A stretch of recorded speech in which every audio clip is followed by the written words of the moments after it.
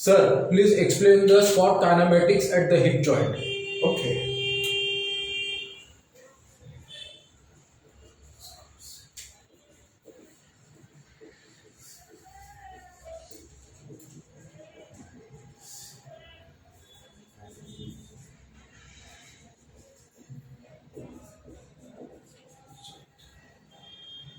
So you want to understand the squats kinetics and kinematics at the hip joint, right? The major player at the hip is called gluteus maximus. So gluteus maximus muscle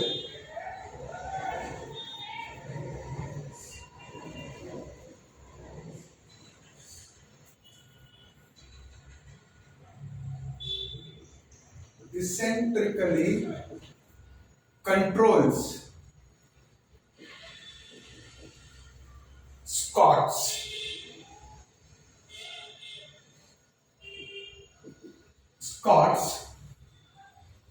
gluteus maximus eccentrically controls the squats and concentrically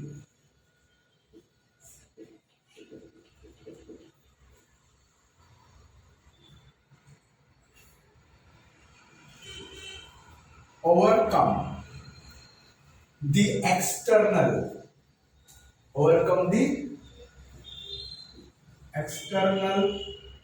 resistance,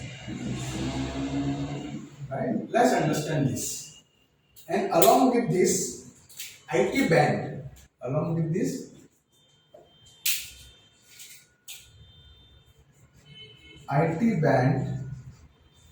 stabilizes the knee joint.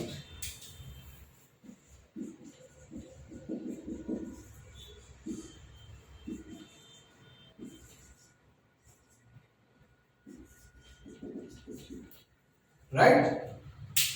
So let's understand it.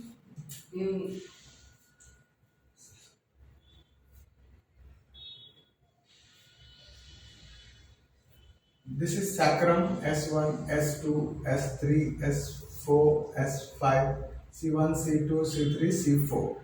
And here is we have pelvic skeleton. Right? And this is called acetabulum, where the femoral head fits.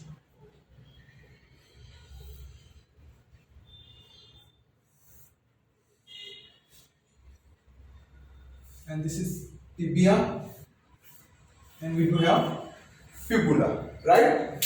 Now, gluteus maximus eccentrically controls the squats in descent phase, and in ascent phase concentrically overcomes the external resistance. So let's understand what is gluteus maximus first. So gluteus maximus arises from coccyx, sacrum, and the iliac. So this fine shaped muscle has one band going on to the anterior aspect of the tibia.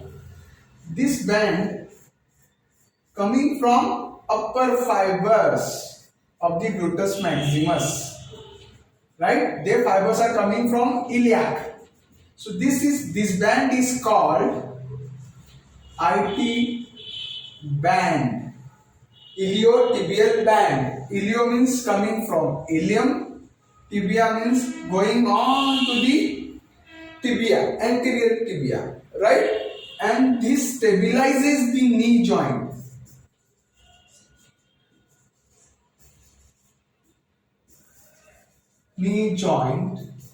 During squats. Okay, now this gluteus maximus is very crucial when it has to overcome the external resistance.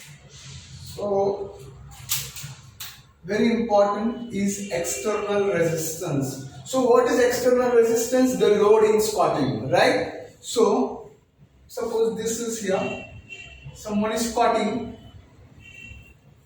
50 kg here and 50 kg here. This load is equally distributed onto both legs, onto both extremities via SI joint.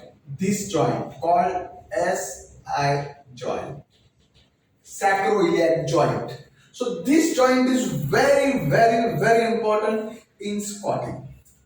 Why? This distributes load equally onto the both legs. So 60 will come here and 60 will go on to the other leg. So from where it comes 60, 50, 50, right? Plus 20 kg Olympic bar. So 60 will be distributed on this feet and 60 on to the other feet. So this load distribution is done via SI joint, sacroiliac joint. Right? Now, the load is transmitted onto the lower extremity when you are going in a descent phase. But if you want to go in ascent phase, concentrically, you need force generation. You need force generation. That force also will go through your SI joint. So, what SI joint does? It is load and force transmitter equally onto lower body and upper body. Now, the force which is transmitted from the gluteus maximus has to go onto the upper back. Why? To overcome the external resistance. To overcome the external resistance and to keep you upright under load. While squatting, you are under load. So, the force which is generated by gluteus maximus keeps you upright. Keeps you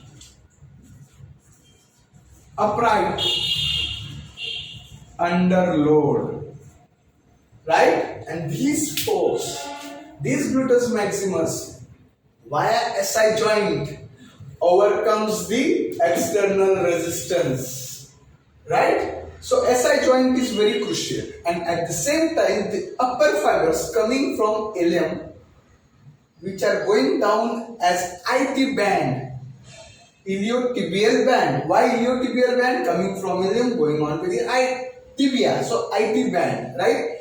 That stabilizes the knee. So this is main in squatting at the hip joint. What? The main player is gluteus maximus, which is responsible eccentrically to control. How it controls? It distributes the load equally onto both feet. And while going in ascent phase, this will overcome, this gluteus maximus will overcome the external load, external resistance. Right? How? By fully activating, it will send force onto the upper back to keep you upright and complete the joint of action. Right? So, we have to make sure the gluteus maximus is highly activated during squats. So, what are the correct phases of squatting at this joint? Now, if you are squatting partial, right? This gluteus maximus is somewhere activated 16% plus minus. Okay? And if you are squatting parallel squat, this is partial squat. Parallel squat, you get somewhere activation up to 22% plus minus. And in full squat, the activation is somewhere 32 to 36% plus minus. So gluteus maximus, which is need to be highly activated during squat, is fully activated in full squat. Right? Why we need activation? Again, to overcome the external resistance and to stabilize this joint.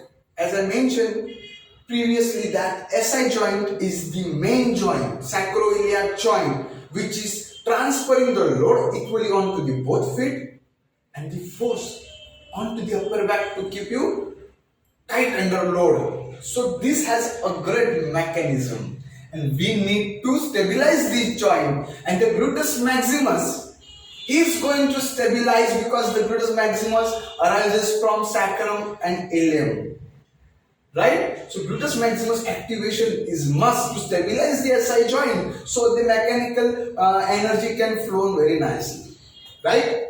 Again, let's understand one more mechanism of activation of gluteus maximus, that is called stance.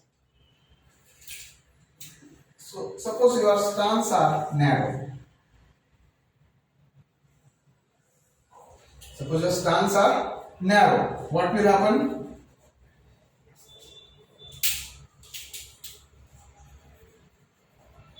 Narrow stance part.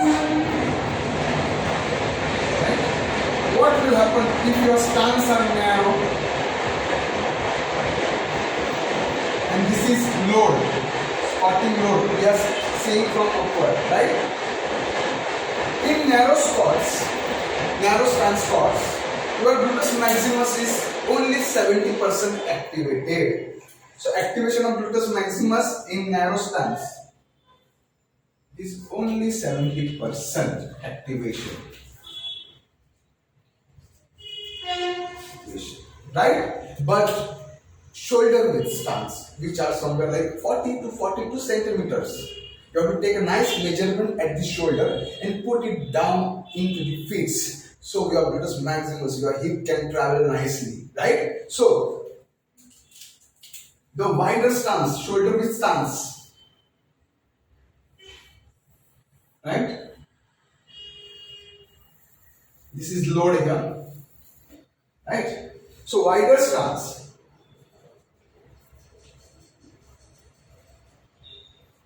Wider stance will activate gluteus maximus up to 140%.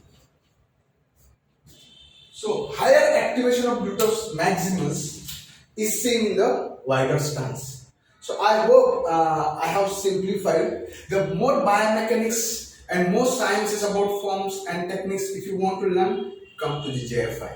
Thank you very much.